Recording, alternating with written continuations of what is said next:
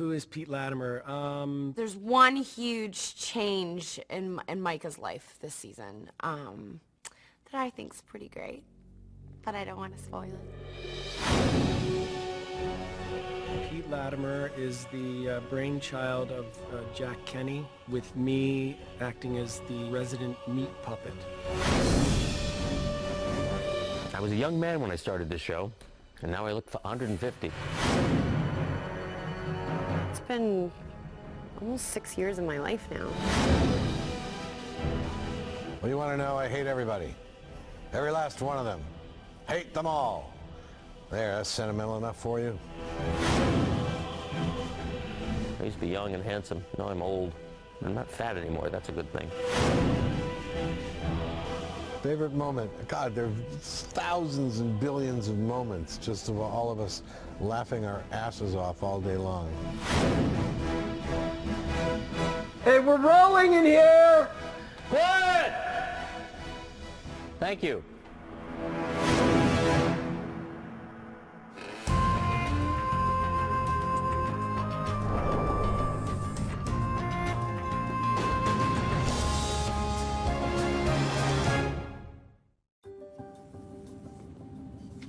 Bearing, Mr. Latimer, welcome to Warehouse 13. Pete Latimer is kind of their resident goof-off. Micah Baring started out as this kind of like really uptight, controlling, kind of anal retentive character. Can I help you? No. I'm good. You're supposed to be a Lena. You changed the protocol. I tweaked it. I wrote it. Once Claudia decides to do something, she's like a dog with a bone. She doesn't let it go. I'm disappointed, Artie. Thought you have me figured out by now. You're the breach. Knock, knock. We had a lot of input in who the characters were. Jack was very inclusive in wanting to know as much about our past. He knew that I loved to play classical piano, and so that became part of Artie's background. Jack has really written to our personalities, so I think that inevitably allows us to kind of bring a lot of ourselves into the character as well. The strange thing about Mrs. Frederick is when we first started, there's nothing on Mrs. Frederick, so she was a complete mystery to me. So there's the element of the surprise for me, and I kind of like that, where you don't really know what's going to happen until you get the script. I guess the thing that really strikes me about Pete is the fact that he's so not jaded, that he comes from such a pure place, and I try and be like Pete in that way. You just kind of see this very lonely and isolated woman kind of loosen up into this family. So do you think this feels more like home now? Nah. It's better.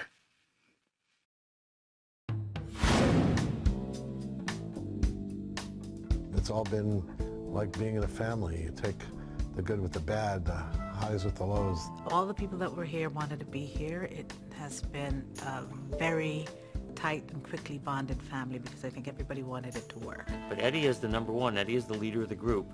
His attitude made it a fun-loving, easygoing place to work.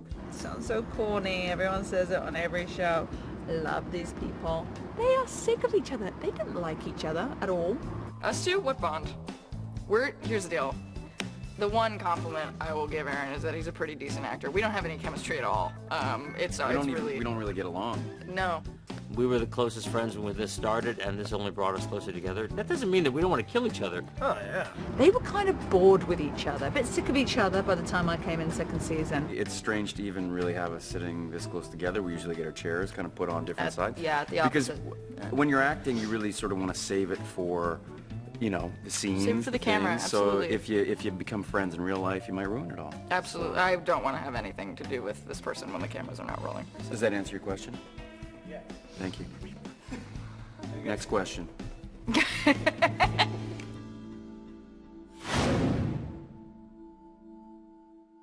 One of the favorite moments was season 2 when we knew when we first came back, and no, we'll never have a moment like this again. Season 2, starting up, knowing we had just been a biggest hit in Sci-Fi's history, and starting our second season.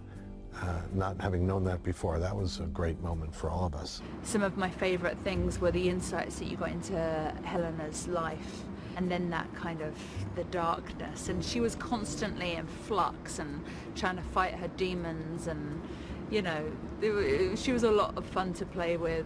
For me, it was this. Don't do that, it makes me upset. We'd spent this whole season cultivating who, you know, Jinx and Claudia were to each other, and then to have that so violently ripped away was just like so heart-wrenching, and it still kind of upsets me a little bit. Day one of season 1, the first episode after we had been picked up, we were in Is this the cold? Unionville Magnetism? here, Yeah. and it was 30 below zero. And we were supposed to be in Colorado. Yeah. And so everybody, the whole crew had like on their Arctic coats on, where this is all you could see, you know, the fur around, their hoods up. Joanne and I would be standing out there, and then they'd go rolling, and then they'd take our coats, and we would have to do this whole scene without... There was a moment where I just kind of looked around and was like, this is my life. And I turned down that engineering scholarship in university to now be standing in front of all these people. See what happens. Okay, now we have a plan.